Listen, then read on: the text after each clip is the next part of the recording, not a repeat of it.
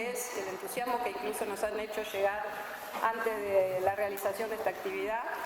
Nos emociona y nos compromete muy especialmente con esta convocatoria y esta propuesta. Y por supuesto también un agradecimiento muy pero muy especial a las personalidades que nos acompañan y nos honran con su presencia en esta mesa. Tengo que decir que lamentablemente la profesora Ana María Fernández se comunicó con nosotros porque está con un problemita de salud, afortunadamente totalmente circunstancial, pero que le impide estar aquí y hace llegar sus disculpas, y también lo lamenta, según me ha hecho saber, mucho porque estaba especialmente interesada, entusiasmada en esta participación, así que esperemos tener alguna otra ocasión para invitarla y volver a poder contar con su presencia. Conversaba recién con los panelistas que la idea va a ser la siguiente de la exposición. Voy a hacer una pequeña introducción para contarles cómo surge esta propuesta y el tema de esta mesa, y luego, por supuesto, tendrán las palabras cada uno de los invitados, y esperamos que quede un tiempo para intercambiar con ustedes, que hace parte al evento, muy fundamental también, ese espacio de diálogo e intercambio. Veremos cómo nos acompaña la cuestión del tiempo, pero tenemos algún margen, finalizadas las exposiciones, para que haya lugar a las preguntas, a los aportes y a los comentarios.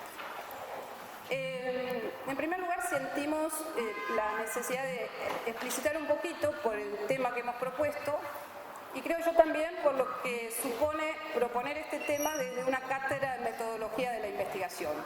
La convocatoria la hacemos desde la cátedra de metodología de la investigación psicológica que tenemos acá en esta facultad, en la que participamos un gran equipo de colegas, muchos acá presentes.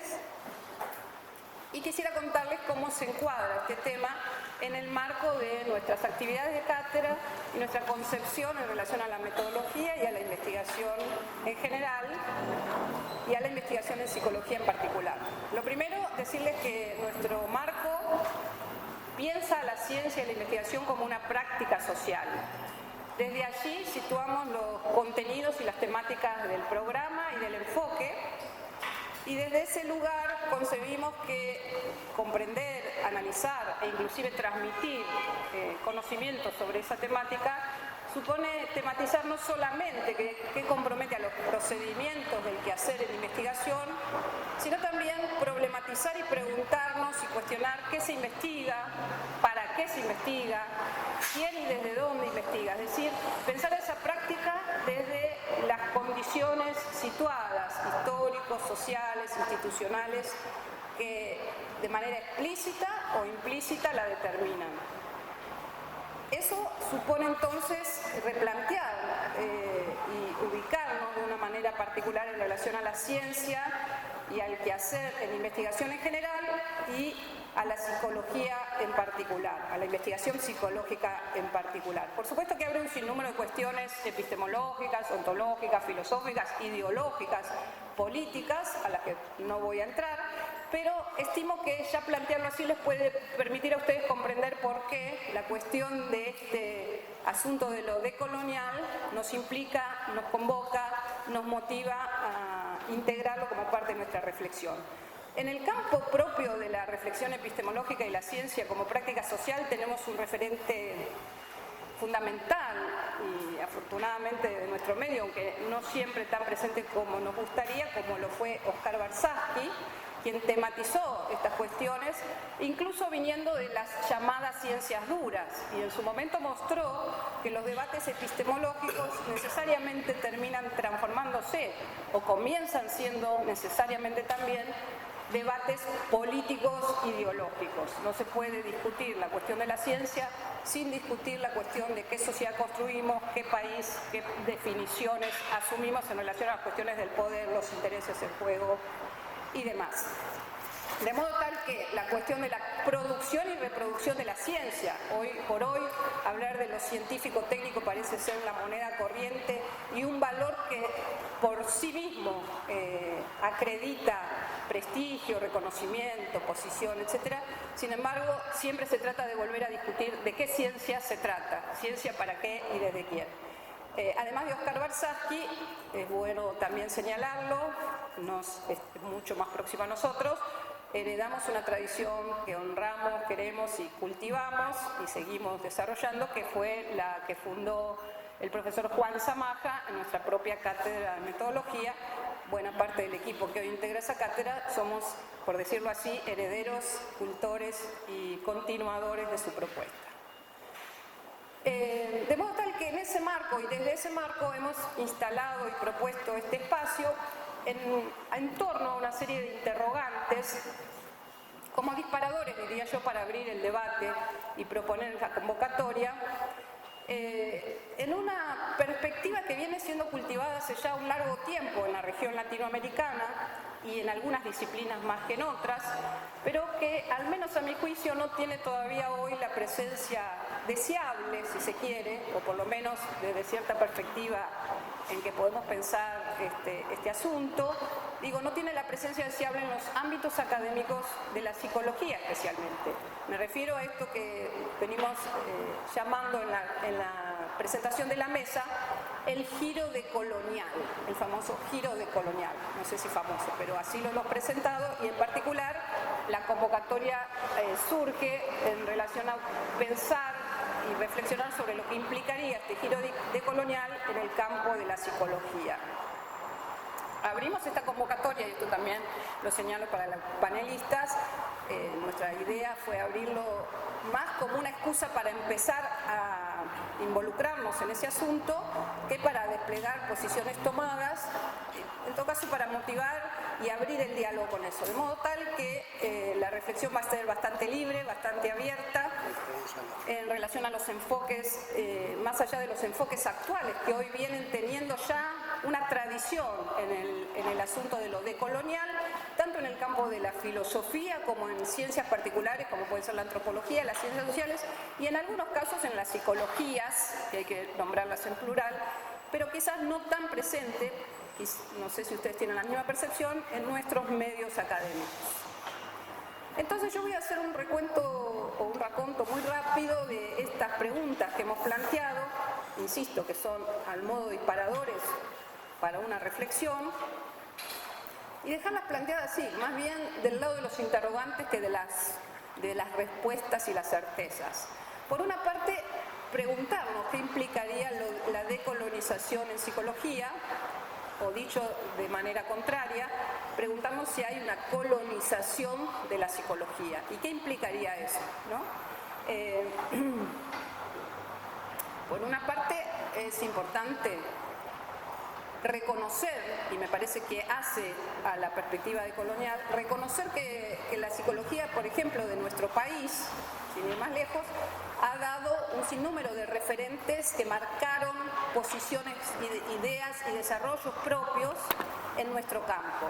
Estoy pensando, por supuesto, hay nombres que inmediatamente se nos presentan, como es el caso de Enrique Pillon-Rivière, de José Blecher, la experiencia de Lanús que hoy cobra, de Mauricio Goldenberg, que hoy cobra nueva importancia a la luz de los debates y los combates, hay que decirlo, que enfrentamos en relación a la ley de salud mental, que de algún modo heredan esas tradiciones y en buena hora han tenido que ver con la recuperación de una memoria histórica, disciplinar en nuestro campo.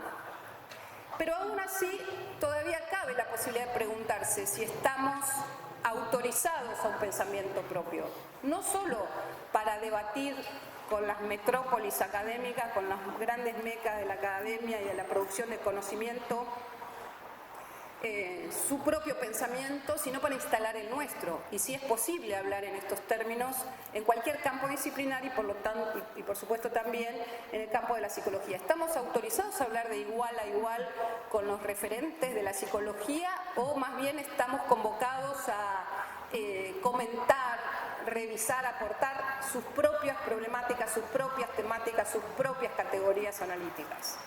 Creo que en parte estos referentes que mencioné hace un momento nos mostraron un camino alternativo que, sin desconocer las tradiciones y las grandes referencias, tuvieron la vocación y la posibilidad de plantarse desde su propia posición.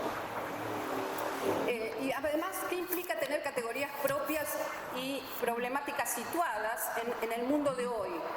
En el mundo de hoy, y el hoy hay que llevarlo bastante atrás en el tiempo, en el sentido que los procesos sociales se globalizan, la famosa cuestión, digo hoy porque está muy actualizada esta fórmula todavía de la que hay mucho para decir, vinculada a la famosa globalización, y si con ella se globalizan las problemáticas psicológicas, los modos de padecimiento psíquico y los grandes asuntos. Ayer conversábamos con algunos colegas qué implica hoy la paternidad, la maternidad, qué implica hoy el vínculo amoroso, qué implica hoy la posición ante la muerte, y se puede eso universalizar. Es la misma posición subjetiva que tiene un ciudadano o ciudadana de las grandes metrópolis urbanas que las que tienen las comunidades, por ejemplo, las comunidades indígenas que perviven en amplias regiones de nuestra América Latina, del África Negra, etcétera.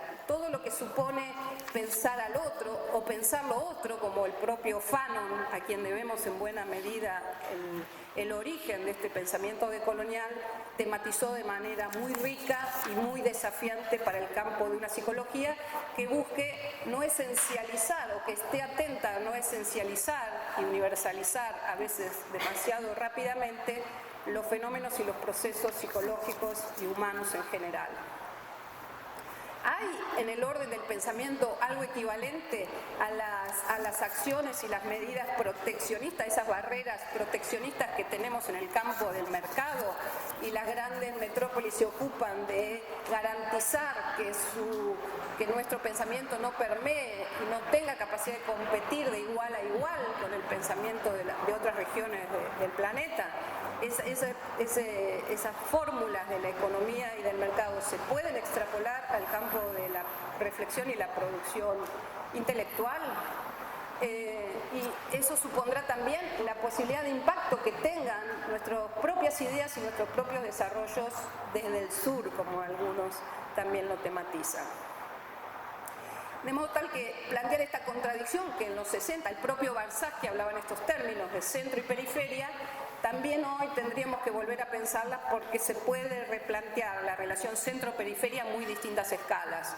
La uva con la Jaureche, por no ir más lejos, digamos, ya no solo la metrópoli del norte versus las metrópolis del sur en el sentido tradicional.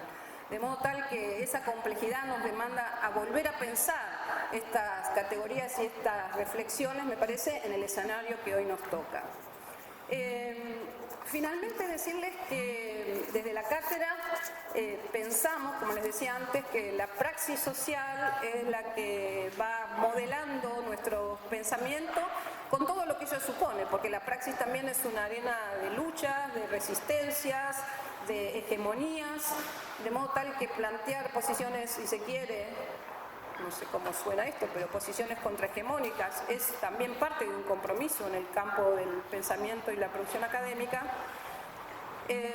Pensamos que estos procesos nos invitan a recuperar y a reubicar nuestra función como psicólogos, como investigadores, investigadoras, como académicos, como ciudadanos, como seres humanos. Yo creo que hoy, no por casualidad, me permito pensar, este tema ha tenido repercusión, nos han hecho llegar interés muy manifiesto de una manera que quizás superaba nuestras expectativas, pero precisamente porque desde ahí queremos nosotros plantearlos, hacernos cargo de la nueva etapa que nos toca, una etapa que nos vuelve a convocar en algo que tiene que ver con el orden del combate de las ideas, que es y necesariamente se transforma en combate ideológico y combate político.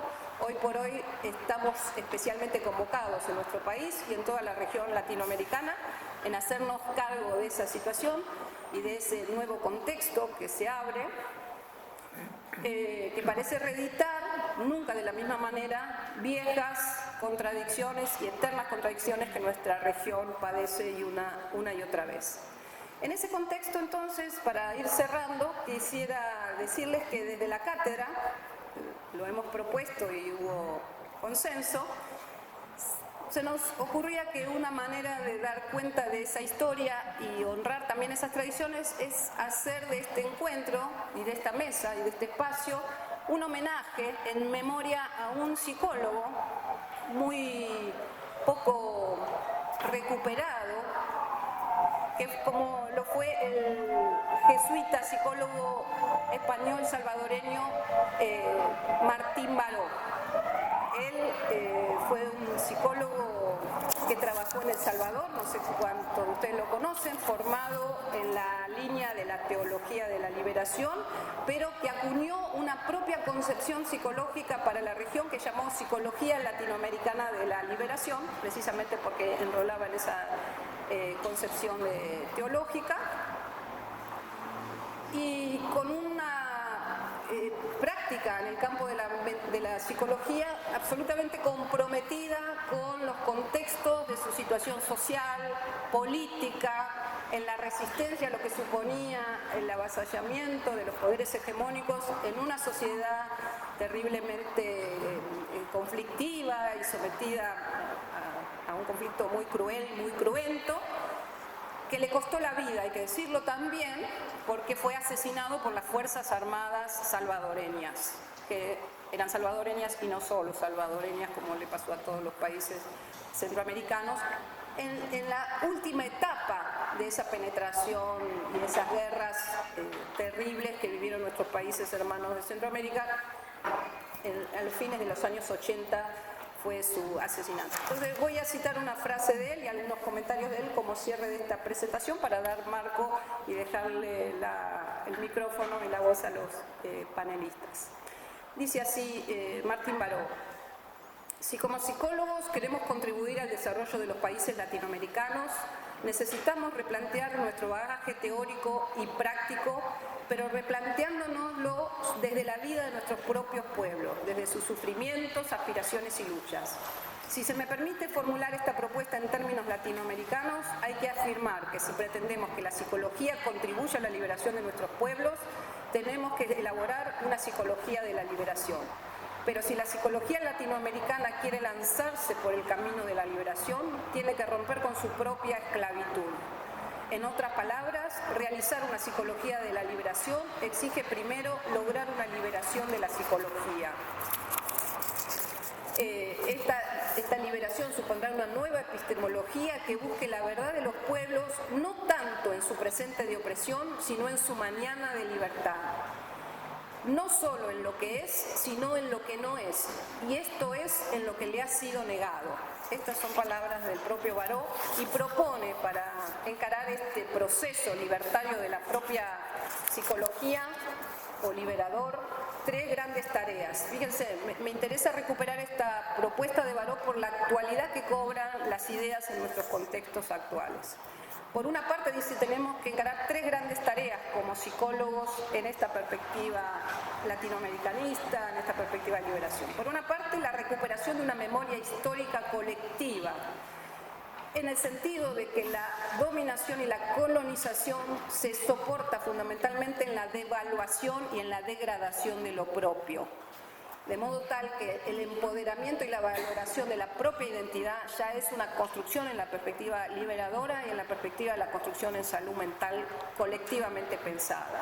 Y miren el segundo punto que plantea ya en su momento: la desideologización del sentido común y la experiencia cotidiana, en lo que yo creo hoy se podría llamar, como algunos autores lo han tematizado, esta guerra no convencional en la que asistimos desde un largo periodo en nuestra región, que es la guerra sostenida y permanente de los medios de comunicación, en la construcción de un discurso dominante y alienante, en el que sostiene Baró que la psicología tiene mucho que hacer y un compromiso decisivo para construir esta nueva etapa y esta nueva función de la psicología.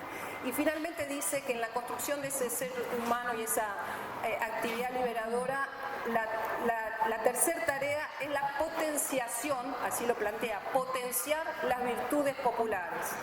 Las virtudes entendidas en términos de entrega, de solidaridad, de capacidad de lucha, que es una potencialidad, a veces no actual, a veces alienada también, pero una potencialidad del excluido, del que está más sometido que otros, en la arena y en la vida política y social fundamentalmente. De modo que estas son tres tareas con las que él cree que se debe redefinir la función y la perspectiva de la disciplina y el compromiso de la psicología. Y creo yo que finalmente, y con esto termino, estas son tareas que no tienen una referencia a los otros, nosotros o nosotras como psicólogos hacia los otros, sino en primer lugar hacia nosotros mismos, cómo nos redefinimos nosotros o nosotros mismos en relación a nuestra praxis, en el sentido con el que integramos nuestra vida, con el que resolvemos nuestras contradicciones, con que enfrentamos los embates a los que asistimos en esta nueva etapa y en nuestros contextos sociales cotidianos que nos toca atravesar. Ese sería un poco el espíritu, el marco, las motivaciones, si cabe decirlo así, decirlo en estos términos, que nos convocaron, nos entusiasmaron, también hay que decirlo, a proponer y convocarlos a estos destacadísimos panelistas y a ustedes a debatir estas ideas y esta propuesta de lo decolonial en la psicología. Ahí terminamos.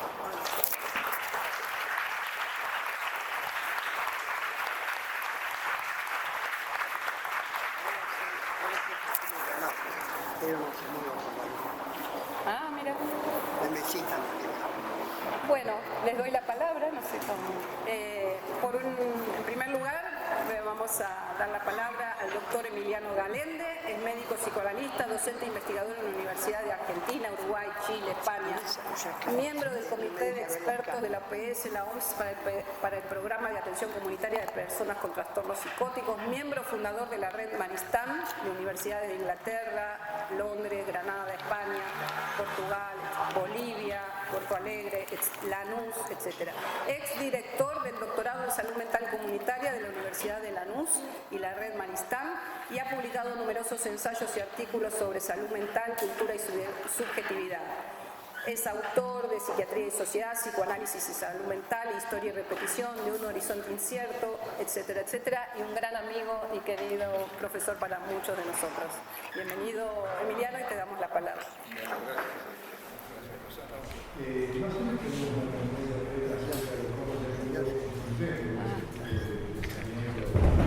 Nosotros, a veces lo organizamos y lo damos solamente por su magnitud, cuántos actores, cuántos libros de ellos.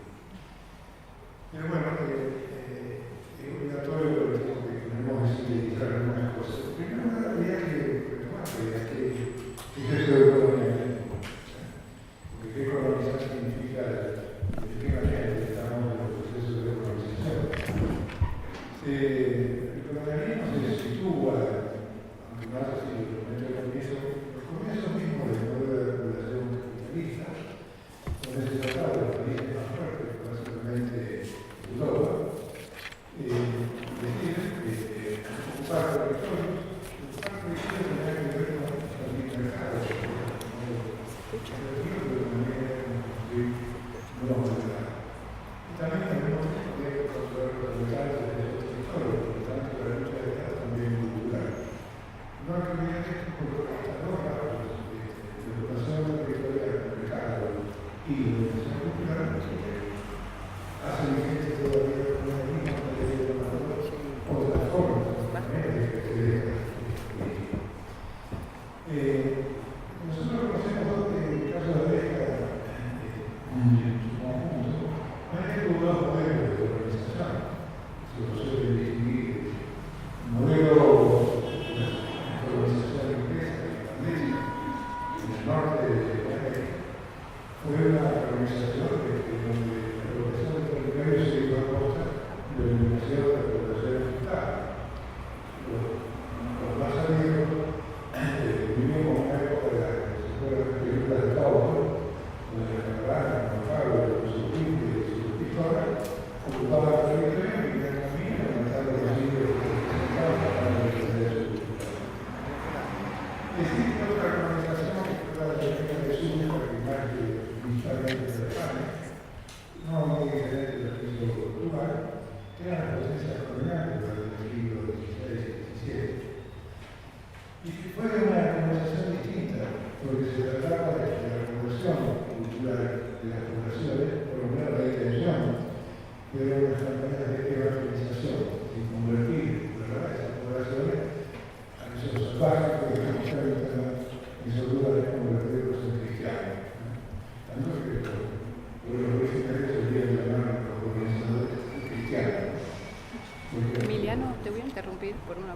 ¿Se escucha bien atrás? Porque sería un...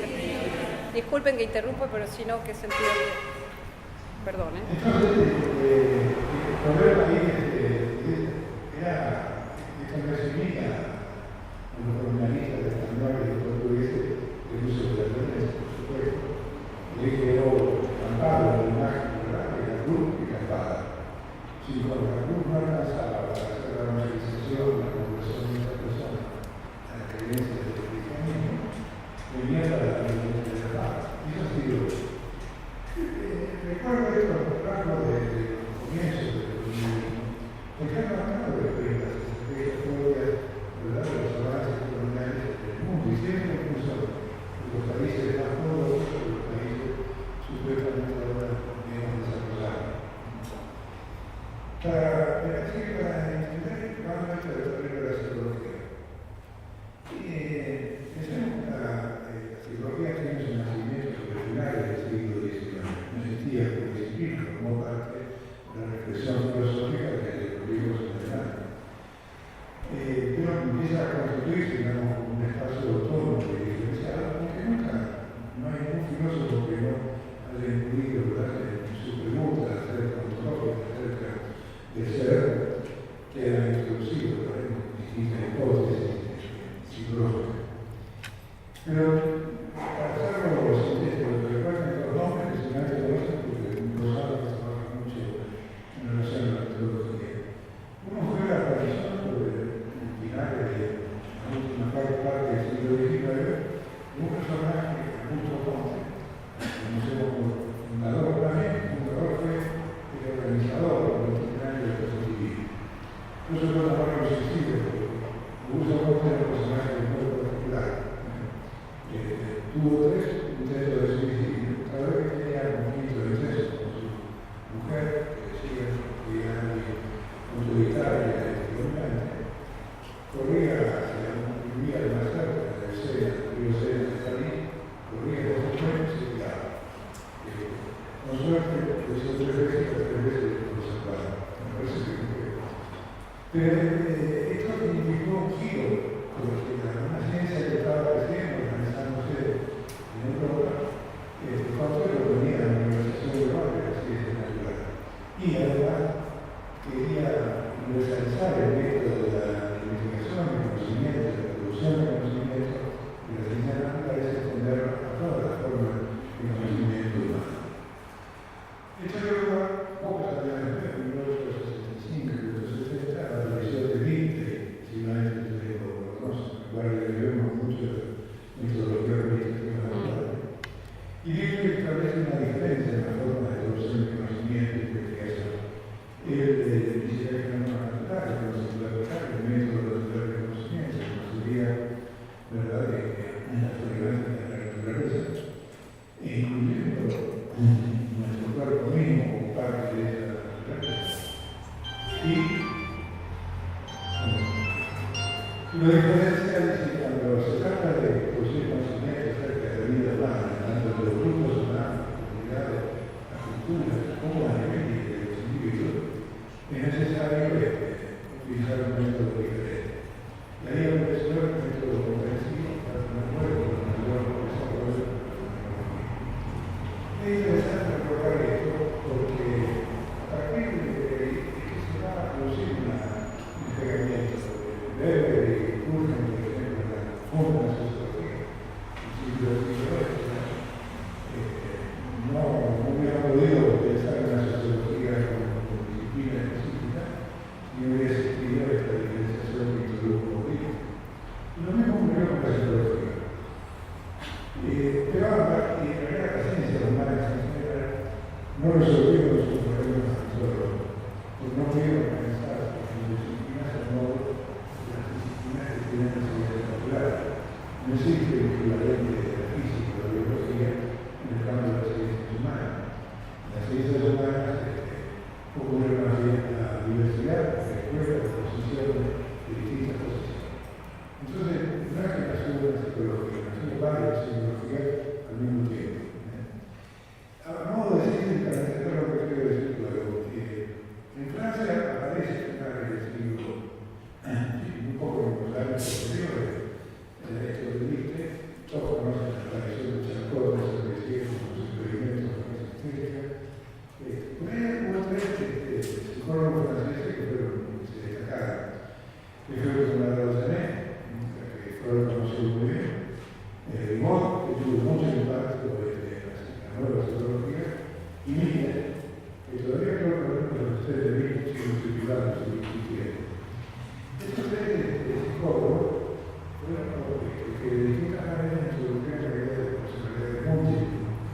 demostraban de que el trato que tenía de Camila Monzó, que manejaba y definía el carácter de una persona, y llegaron muchos.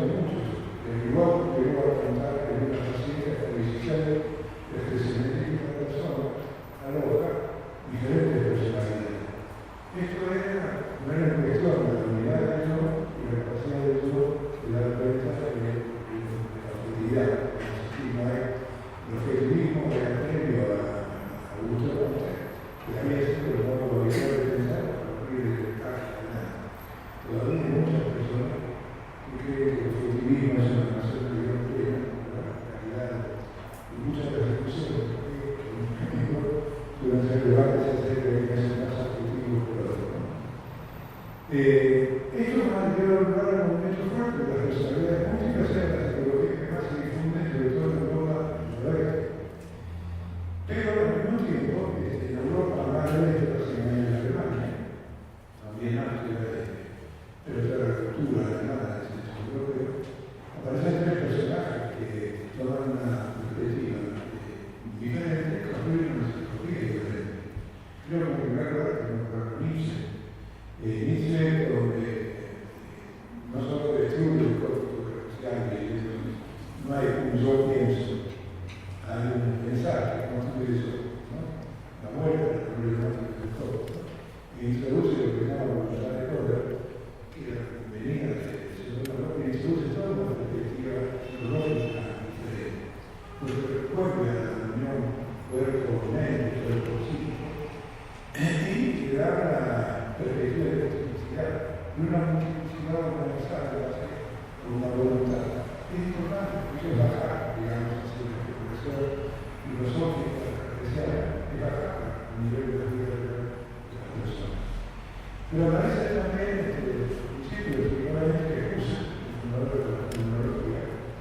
donde se plantea muy cercano al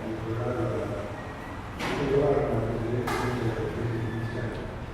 Pero parece que dos cuestiones básicas de la tecnología, alguna del concepto central de Rousseau y la tecnología, tiene que ver con pensar que hay una subjetividad trascendental, es decir, que la subjetividad no es algo interior del sujeto, y es lo que está solamente fuera de la cultura del mundo psicológico.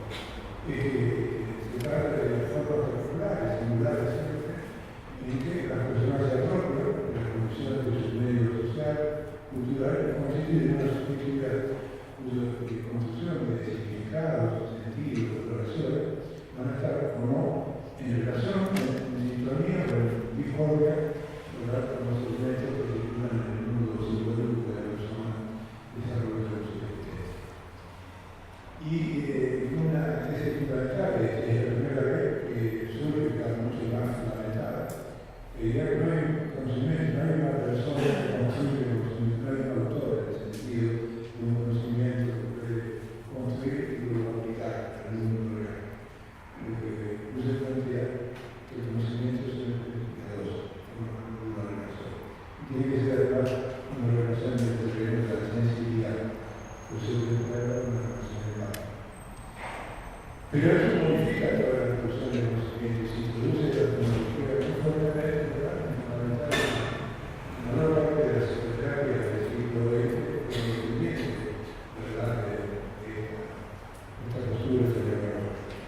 Los dos discípulos más importantes de Rousseau fue el plan formado, Cartagena y el otro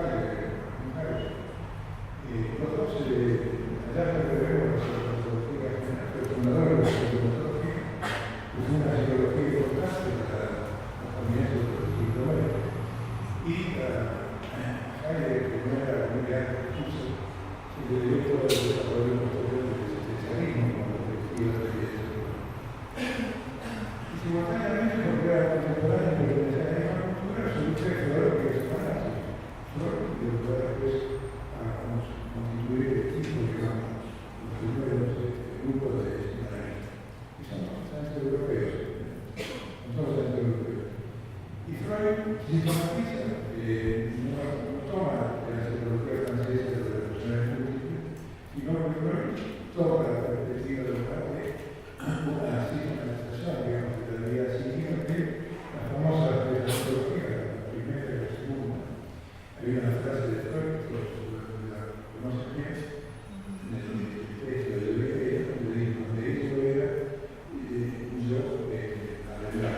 poder adquisitivo.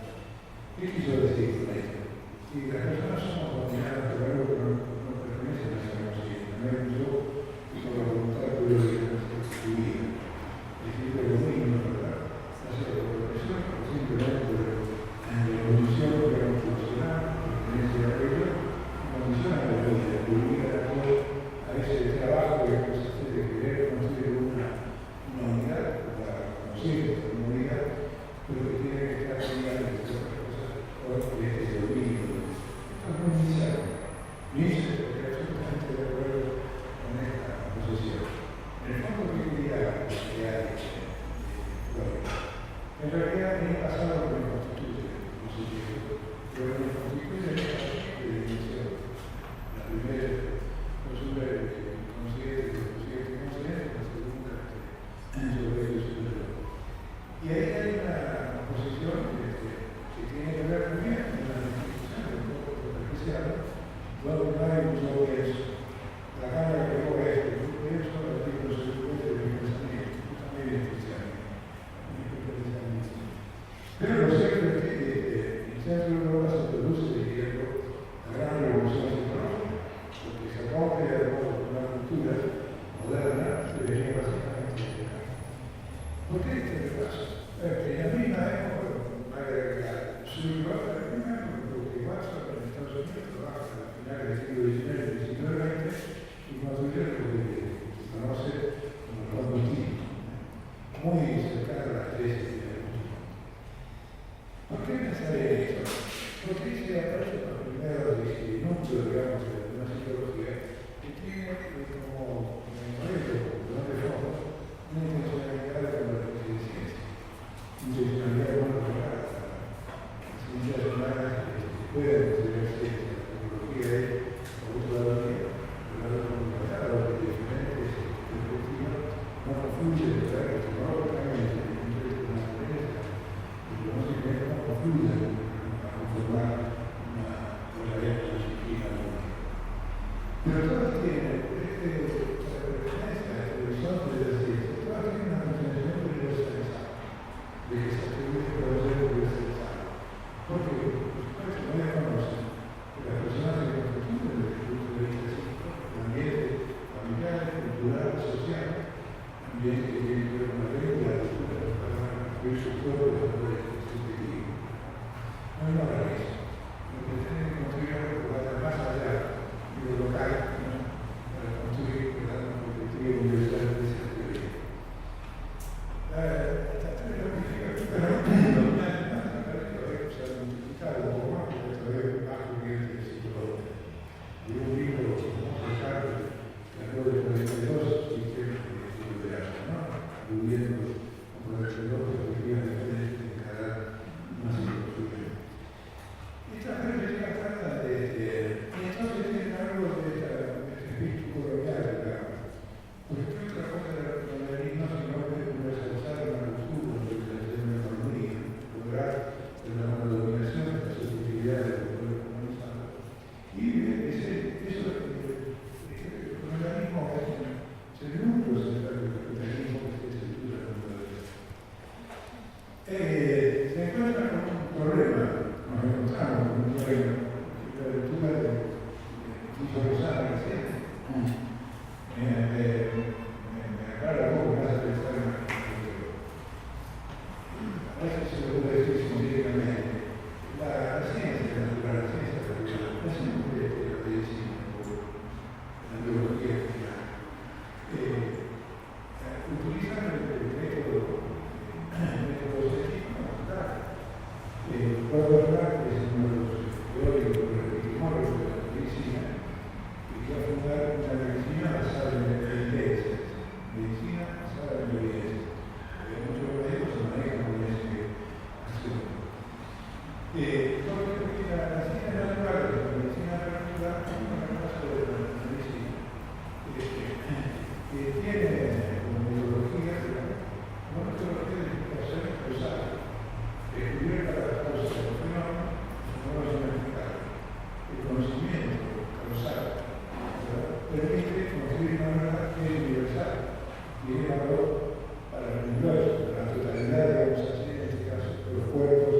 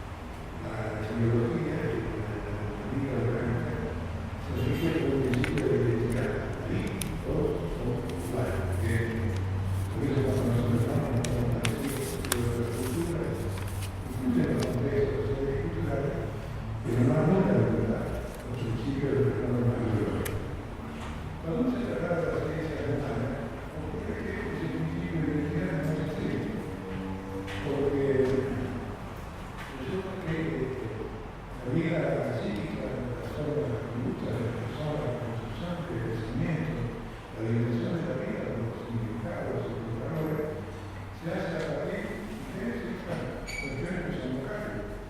Siempre son locales y tienen que ver con el mundo simbolismo en esa persona a vivir. Por lo tanto, si bien mencionaba recién para las tres, para Nietzsche, para la tecnología, para la semana, ¿sí?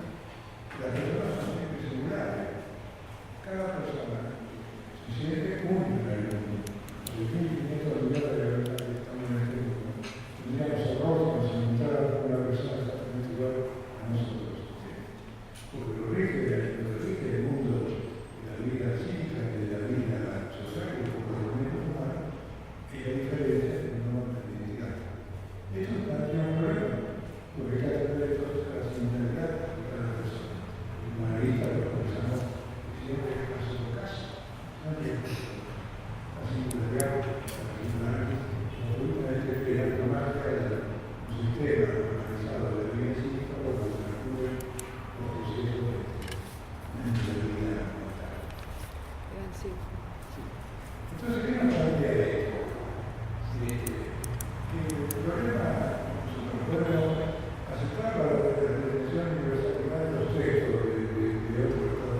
De hecho, nos formamos con textos que provienen de características corrientes. Pero al mismo tiempo, para nosotros desarrollamos esa propia jerarquía, tenemos que respetar la singularidad. Lo que ocurre a diferencia de donde hay un hombre normal que gusta de nosotros, que es una medicina y de toda la tecnología, nosotros no tenemos un sujeto psíquicamente controlado. A los psicólogos lo que dicen que comenzamos a no hablar de esto, nosotros no tenemos un sujeto psicológicamente normal, porque no existe una norma interior de lo psíquico. La norma es siempre social, es siempre cultural, es siempre histórica. Por lo tanto, no podemos tener un sujeto normal. Mucho daño lo hizo a la psicología, los esfuerzos por constituir una inteligencia normal, un comportamiento normal, sigue habiendo. Eso ha forzado las cosas que han generado y estigmatizado a muchas poblaciones. Entonces, si yo quiero hablar de la decolonización, lo primero que diría es la recuperación local. La recuperación local supone la recuperación de esta singularidad. Que podamos pensar, ¿verdad? Más allá de que nos formemos, como podemos usar los conocimientos que nos proveen, digamos, estas disciplinas de filosofía, pero tenemos que de algún modo no perder de vista que nosotros no tenemos una ciencia para aplicar. No somos los conocimientos que nos vienen, tenemos un libro que estamos cuando nos encontramos con otra persona a la que queremos entender. No tenemos esa posibilidad.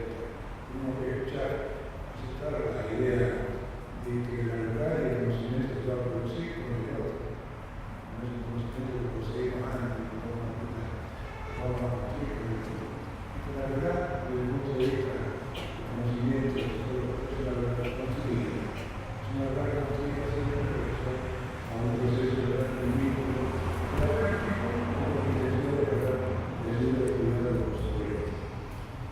Esto plantea la necesidad de desarrollar. Termino una última cuestión. Supongo que fue muy sintético para todos ustedes, pero quiero recordar una cosa que me parece que vale la pena. Ustedes conocen que hay una persona, un mito de México, que es el mito de Malinche. Malinche era una joven, Malinche, hoy es un mito de México. Pero la historia de Malinche era una joven hija de una familia noble de los aztecas.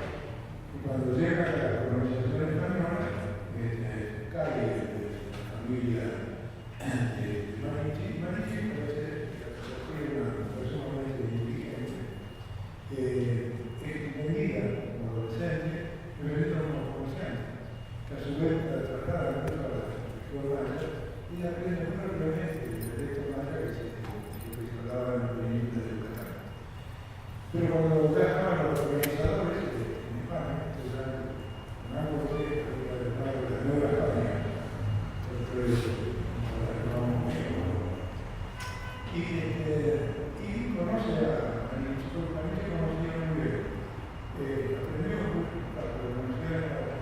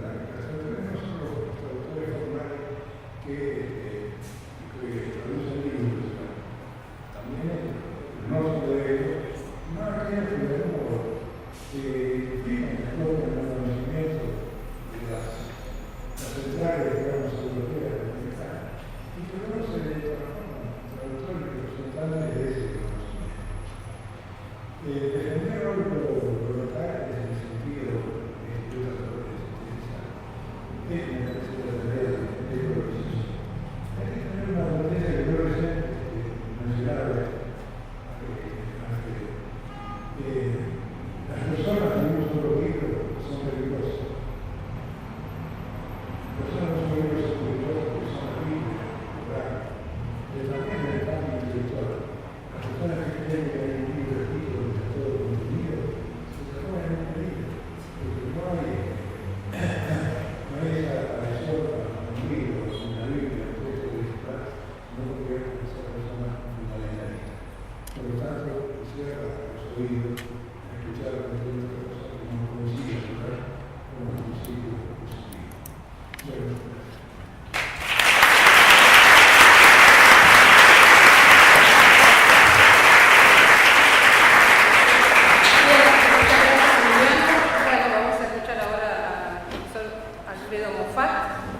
psicólogo social, psicodramatista, también arquitecto, argentino, fundador de la Escuela de Psicología Argentina, discípulo directo de Enrique Pillón Rivière. Su carrera se caracteriza por distintos aportes en el ámbito comunitario y por el desarrollo de innovadoras terapias populares, entre otras las organizaciones autogestivas que fundó el profesor Moffat se cuentan Cooperanza en el Borda, que son talleres de recreación que operan en el neuropsiquiátrico desde 1985, ¿no? Es una comunidad en contra de la psiquiatría represiva. Ahí tienen lo que es Alfredo. Bueno, el bancadero, entonces no lo voy a definir, voy a dejar que eventualmente... Sí, voy a hablar de eso. Sí, Las Ollitas, que es una organización de ollas populares para chicos de barrios marginales, trabajó dentro y fuera de Argentina en todo este tipo de proyectos, incluso con Paulo Freire en Brasil, y me acaba de informar que también con Martín Baró. Sí. Bien, le dejo la palabra. Bueno, a ver ahora, escucha. Bueno, yo les voy a comentar lo que me pasó. Yo más o menos terminé varias carreras en psicología y muchas materias sueltas, las que me interesaban. Medicina también estudio. Y me puse a trabajar. Resulta que lo que tenía como información no me servía para trabajar con la población más lastimada, la cual me conmovía mucho.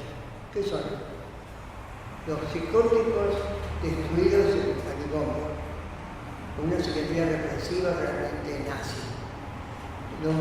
Las situaciones de catástrofes como la de Cromañón, en donde hay que operar directamente con técnicas psicodramáticas, porque la persona está estuporosa, el padre cuando venga a ver al hijo. Después, los chicos de la calle. Tuvimos una comunidad de chicos de la calle en Macapile, con la guachada de 11, ellos se llaman los guachos.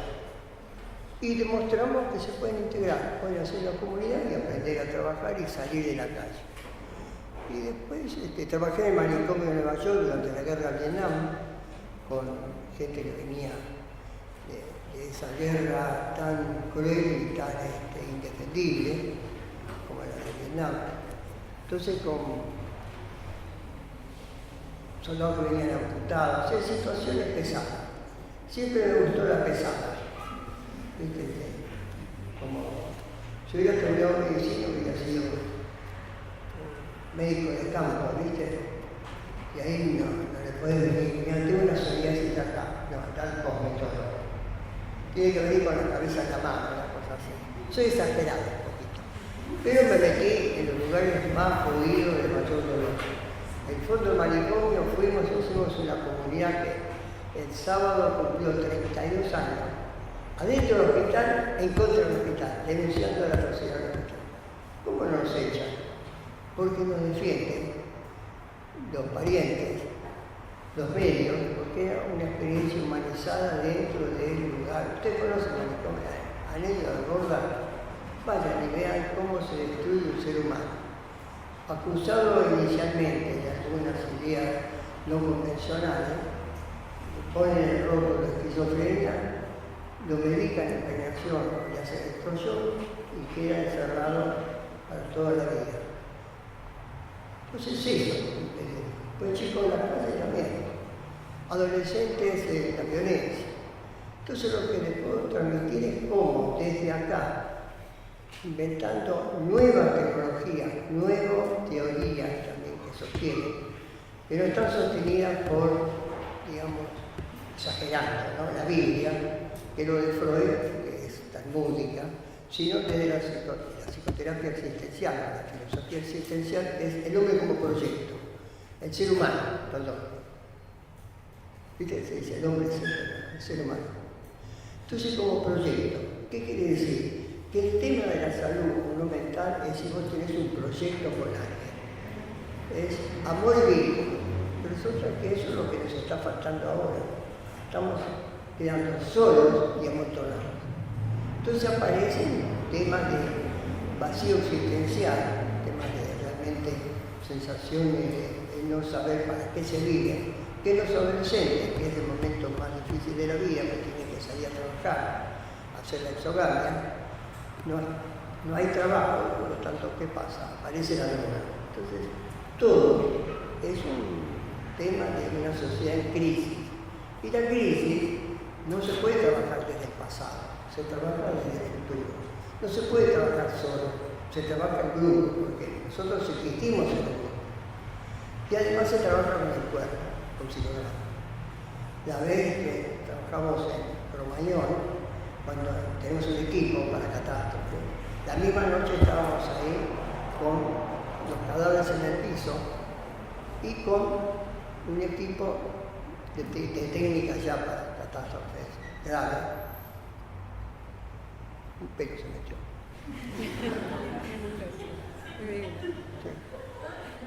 No obedeció lo que corresponde de que afuera. Bueno, eso es un chiste, porque decía Pichón que la salud mental es...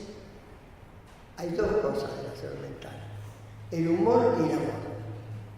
Porque el paciente que viene delirando, viene hecho mierda en su proyecto de vida, con el amor y el humor puede salir. Porque el amor produce lo que no conoció la persona lastimada, que lo registre, que lo quiera decir. Y además también el humor, porque el humor ¿qué hace? Hace ridículo lo absurdo. La otra vez estoy atendiendo a un psicótico por teléfono. Hace 2 meses me lo pagó. Me dijo que me iba a pagar por teléfono, porque él también tenía dólares. Y él apoyaba los dólares muy finitos y los mandaba por el cable. Y quedaban los dólares debajo del teléfono. Entonces al mes le dije, sí, ¿cómo se quedaron los dólares? No, porque vos estás usando el teléfono inalámbrico. Muy creativo. Los episodios son muy creativos. Ya creo que los padres somos aburridísimos. Bueno, entonces, estoy al estilo Pichón era así, digamos, 10 años estuve con él. Entonces, el tema es ese. ¿Qué hacíamos con ahí? ¿Qué técnica?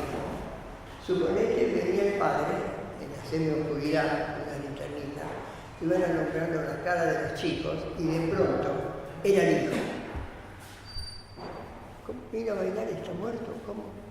Entraba en un estado que se llama estuporoso, un estado de shock, en que regresa el cuerpo a la infancia, en las situaciones.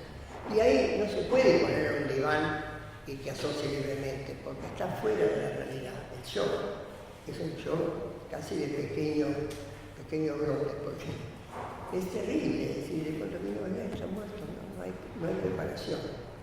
Entonces, ¿qué hacíamos? Técnica de psicodrama, se llama maternaje, que es un abrazo muy especial, técnicas gestálticas también, que le hacía recuperar el esquema corporal. Y después, es muy especial, ¿no? Que le hace recuperar el cuerpo adulto, porque queda con un cuerpo infantil, por la regresión, ¿no?, de la situación. Y ahí después aparecía el llanto, y después del llanto, que es una catarsis de poder enfrentar esa situación laboral, empezaba un poco a contar qué sentía. Y uno, me acuerdo, un padre en el fondo gritó, me robaron la muerte. Y yo le pregunté, ¿por qué decís eso que te robaron la muerte? Porque yo tenía un hijo de 7 años, ahora está muerto acá. Yo no me puedo morir ahora, porque yo me podía morir porque seguía en mi hijo. Yo creo que los hijos se inventaron para poder morirse, ¿no? Porque así hay algo que sigue, la inmortalidad. Así que mira vos. Bueno, esa noche fue bastante fuerte. Después Cromañón, después Manicomio, que es una comunidad terapéutica. Pichón iba muchas veces allá y se hacía teatro. ¿Cómo hacía teatro? Sí, se representaba Juan Moreira. Juan Moreira dentro del hospicio. Y entonces venía uno con un uniforme blanco, que sería un paciente, pero del equipo de teatro, y le quería hacer electroshock con 2 cartones a Juan Moreira. Y ahí todos, en una forma teatral, lo cagaban a palo. Con lo cual elaboraban encima de digamos, el costado que hay del hospicio, de la ESMA, que es el electroshock que produce conciencia muerte. Entonces, el paciente no habla más, porque si no, le hacemos otro. La diferencia entre yo tengo medio guaso en las palabras, pero eso no me permite, como decía Pichón, transmitir algo. Decía incluso que hay interpretaciones que él hacía, a veces lo hacía en lunfardo. Porque el lunfardo es el idioma que nosotros hablamos con nosotros mismos. Incluso decía cosas que acá en la facultad también. Decía, cuando uno está en una fiesta, nunca va a decir, ¿qué problema? Tengo un prurito en el ano. ¿Qué decís para vos? ¿Qué cagada me pica el culo justo ahora? Díganse, porque yo creo solo. Bueno, eso Pichón. Si yo me pongo un poco extraño, qué sé yo, la culpa es de Enrique. Bueno, entonces, ahí me perdí. No, pero no sabía, yo tengo 84 años. Ustedes cuando tengan 84 se van a perder también, si llegan. Entonces, el tema es, ¿qué trabajo? Lo del hospital, el grupo teatro. Sí, entonces ahí pueden elaborar el tema de la angustia y la producción de expresión. El sistema tiene 2 instrumentadores. Para alguien que hace un acto distinto, se llama policía. ¿Y qué hace? Hace picana. ¿Dónde lo pone? En los testículos. Y el psiquiatra también usa la electricidad, hace picana, electroshock, y le dice, al otro le decía, habla, hijo de puta. ¿Y qué dice el psiquiatra? Callate, hijo de puta. Es algo bruto, pero es las 2 concepciones de persona, policía y psiquiatra. Ojo, hay psiquiatras, bueno, son psiquiatras.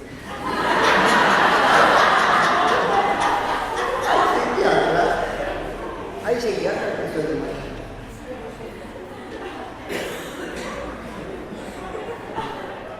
Bueno, acá, yo voy a un lugar y soy peleador, la otra vez estaba abajo, estaba con chicos jóvenes. Sería un montón por Zoom, ¿viste? De las cosas que tienen ustedes, ¿no? Los estudiantes. Sí. Estaba haciendo una cosa media revolucionaria, una cosa revolucionaria, ¿no? Entonces le dije algo pero que es bastante, digamos, se expresa claramente un pensamiento de alguien que trabajó siempre con locos y pobres. En situaciones muy difíciles y con cierto éxito. Bancadero pasaron 30.000 personas. Las ollitas son 200 pibes que comen hace 18 años. Son muchos años. Y siempre es sin plata y sin permiso. Bueno, voy a hacer una comunidad que en el hospicio para criticar la psiquiatría represiva. No. Estábamos con pacientes, disfrazados de pacientes, y empezamos a trabajar con una droga que nosotros inventamos, que es el choripidol. El choripidol es algo que al más autista responde. Viste que en el hospicio hay uno que está así, 6 meses que no habla. Entonces, el choripidol es hecho con chorizo criollo. Y choripán. Pero cuando poníamos en elásticos, poníamos los chorizos a asarse. Hay un momento que el chorizo larga un aroma que es irresistible. Totalmente. Entonces me acuerdo muy gracioso, lo tenemos incluso filmado. Está así. De pronto viene el aroma y empieza a dudarse el autismo. Cuando pasamos cerca, me dijo, ¿me das un choripán? Ah, hablaste. Me hablaste por el placer, no por el dolor. Por el otro te hace hablar o no, por el dolor. Bueno, sustituimos eso, y estos pillones. Pillones es un tipo extraordinario. Una vez vino un paciente, me contó, yo no estaba presente, se tiró en el diván, estaba con un brote hachazo, estaba completamente psicotizado, y decía aterrado, estoy en las vías del tren, viene la locomotora y me va a cortar en pedazos, estaba la tormenta, me está alucinando. ¿Qué hace el pichón? Se le tira encima, lo abraza, y cuando los dos ruedan al suelo, dijo, rajemos que nos agarra. Se metió en el delirio con los ruedas de fuera. El primer momento, con el psicótico, vos tenés que querer y meterte en el delirio, porque si no, no puedes trabajar. ¿Qué hubiera hecho un psiquiatra? No, psicoanalista no. Es un chiste. Pero está bien, esto produce poco color. ¿Qué hubiera dicho? Pone por interpretación. Eso, lo que pasa es que lo que vivencia como la locomotora es el pene de su padre, que viene a tropezarlo con las pulsiones divinales con su madre. Y yo lo digo. Bueno, entonces después, ¿qué más cosas? Y yo le transmití esas cosas. Estamos con 5 minutitos. 5 minutos. Eres tú, 45 minutos. Bueno, te dejo. Soy peleador. El tema es que la facultad, y es una crítica a la facultad en general, ustedes se reciben, ¿qué hacen con un chico de la calle? Que tiene una conciencia crónica, es otra concepción de la realidad. El chico de la calle no tiene ni ayer ni mañana, porque no tiene noche en donde descansar y tejer la temporalidad. Entonces, ¿cómo se hace? No podés. Lo llegás a poner en el diván y le dices, ¿qué me vas a hacer? Porque cada vez que lo ponía en el diván perdía. El chico de la calle no sé. ¿Qué pasa con un psicótico en brote? ¿Qué pasa la noche de la mañana? Es decir, ¿qué instrumentos tiene? Yo lo estuve realizando las materias hace muchos años, no solo acá, aunque en Buenos Aires es hay más como ortodoxia psicoanalítica, ¿no? Y ahora ha entrado una secta de la facultad, los lacanianos. Nos van a echar. Bueno, no, díganle que pichón. Bueno, además con eso lo que quiero es conmoverlos un poco, conmoverlos para que puedan aceptar la tarea que tienen ustedes. ¿Qué es la tarea? Aliviar a los que más sufren o no. Aliviar a un paciente terminal. Yo he trabajado mucho con pacientes terminales. ¿Sabe de quién tiene que despedirse? De sí mismo. Por lo tanto, si el planteo es psicoanalítico, que es para atrás, de a uno y hablando, es imposible. No, tiene que ser hacia adelante para elaborar su propia desaparición. Sí, el paciente terminal tiene que despedirse de él mismo, de todo lo que fue el nene, el adolescente. Cuando termina de despedirse de él se puede morir, porque sabe quién fue. Nadie puede morirse si no sabe quién fue. Entonces ese es el tema, pacientes terminales. Después se trabaja también con Winnicott, es un psicoanalista inglés muy fino, para trabajar con muertes repentinas. Yo estuve en el mercado de Asunción de Paraguay, se incendió. 430, y Cobolayo, sí. 430 quemados vivos y algunos sobrevivieron. Entonces estuve trabajando, porque él me invitó la facultad allá, y murieron y otros quedaron vivos. Entonces había que trabajar con la despedida que no ocurrió.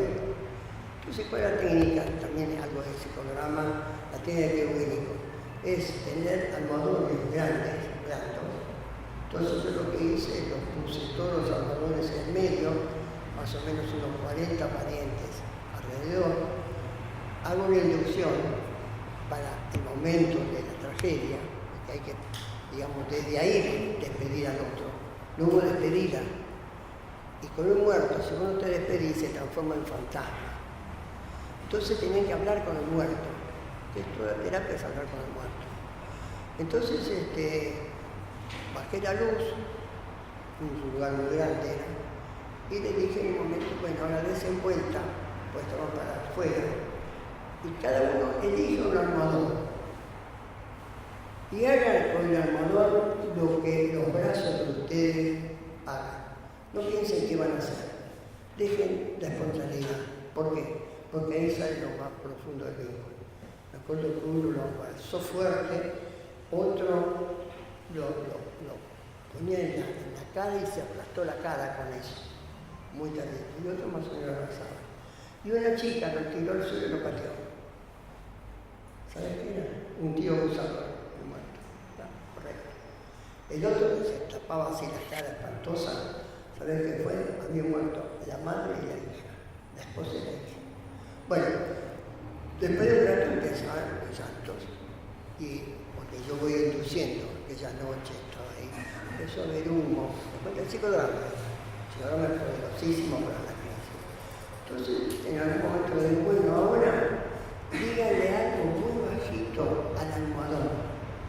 El almohadón se convertía en muerto, pero no puede haber. Se fue, el cadáver se fue, estaba quemado, quedaban los huesos. Entonces, ahí empezaba la ciencia. No sé qué emocionante también, porque junto con esa despedida que podían hacer, estaba inducida la relación, también empezó el poco de llanto. Lo tenés que hacer hasta cierto punto, ¿se entiende? También el psicograma tiene que ser una digamos, evocación del momento, digamos, del traumatismo, pero del paso. Pues si te pasas, puede ser demasiado descompensante. Bueno, entonces al rato empezaron las lágrimas, y yo empecé a hablar. Y después le digo al otro, ahora a ver, traten de ver si el almohadón les contesta algo. Y vos sabés que ahí aparecían, si fue perdonarme, yo no te cuidé bien, disculpame, o fuiste malo conmigo, viste esas frases que son para una despedida, porque si vos no te despedís de muerto, queda fantasma, lo tenés que introyectar. Bueno, entonces al rato hicieron eso y después le dije, bueno, ahora toman la que está al lado de la mano, van a un lugar de un lugar muy grande de la facultad, y se van a confesar, muy en silencio, estoy muy bien entre ellos, porque entre dos pueden confesarse cosas muy profundas. Entonces empezó a aparecer el tema del muerto, lo empezaron a elaborar. Y después dije, bueno, ahora vamos a reunirnos todos, y cada uno comente lo que quiera. Entonces que empezaron a alargar cosas muy fuertes, y alargar, ¿qué pasó? Empezaron a elaborar. Después tuve que volver 2 veces más para seguir trabajando, y volví para Navidad, porque tenía miedo que en Navidad una silla vacía es muy evocativa. Entonces, bueno, eso. Bueno, ¿Puedes contar algo de las ollitas? ¿Puedes contar algo de las ollitas? Las ollitas es autogestiva siempre, siempre te hacen permiso. Fui allá y apareció, antes yo trabajo en la villa bastante, yo cuando voy a la villa me saco las prótesis, porque más de 3 días tuve infiltrado. Después yo tengo, en la página se puede, en la página mía aparece todo eso. Porque me identifico, y yo no sé. Nos íbamos al fondo del hospicio, los dos disfrazados de loco. Él viene el pelo, que así, y yo una boina vaca acá.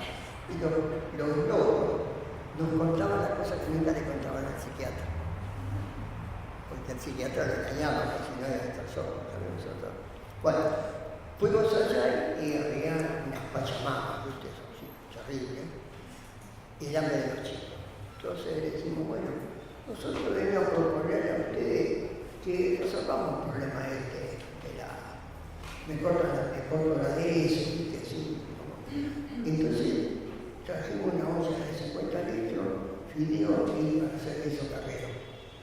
A las 2 horas había 50 pibes comiendo un cosito de cartón.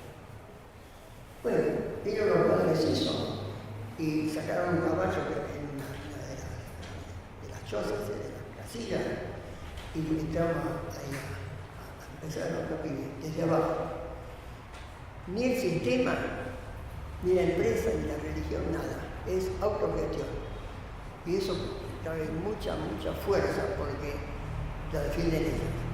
Bueno, después los padres vieron que los pibes comían, se hacía todos los días, y hicieron una pieza enorme de 4 metros por 8, donde cabían 100 pibes comiendo. Lo hicieron, aparecieron ladrillos. Nadie preguntaba de dónde sacaban esos ladrillos.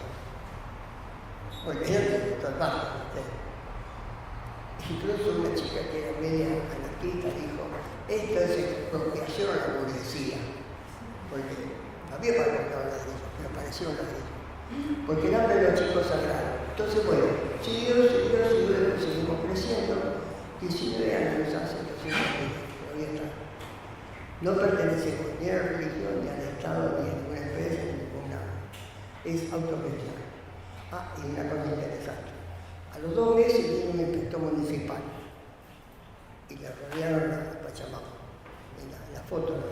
Y yo tengo todo esto en la página mía web, que es www.mofat.com.ar. Tiene 10.000 fotos, documentos, todos mis libros están ahí, se pueden bajar gratuitamente. Bueno, entonces dijo el inspector dijo, este edificio tiene planos municipales. Nos rodearon 8 de las gordas. ¿Sabes lo que dijeron? Tómatela, petizo, porque vos terminás en la olla. Sí, hay poder. Cuando vos resolvés un tema como la alegría en el manicomio o el hambre de los chicos, tenés todo alrededor. No necesitas ni plata ni permiso. Y eso se puede multiplicar después. Bueno, así que sí. Bueno. Si sigo en lo mismo, es otra cosa que es el mismo tiempo. Bueno, eso le quiero transmitir que puede haber una psicoterapia que tenga que ver con las zonas más dolorosas. La muerte, cáncer, muertes inesperadas, catástrofes, chicos de la calle y brote psicótico. El brote psicótico es muy delicado de trabajar, se puede trabajar. Y si vos lo tomás bien y podés hacer que pueda no ser el delirio, sino vuelva a la realidad, no tiene internación. Y así se puede hacer. Bueno, ¿qué más?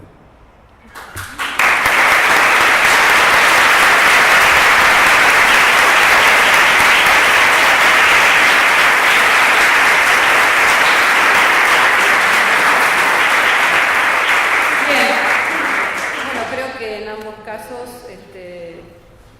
más que hablar de lo de colonial como tema teórico, de algún modo nos han mostrado, más que decir, mostrar qué supone tener pensamiento propio, acción, propuestas, tecnologías en psicoterapia alternativas. Bueno, y en el caso de estos casos que comentaba Alfredo, también en regiones críticas donde a veces la teoría no nos alcanza, o la práctica, o el pensamiento no está orientado a esos asuntos, a esas regiones del padecimiento, ¿no? De manera muy central.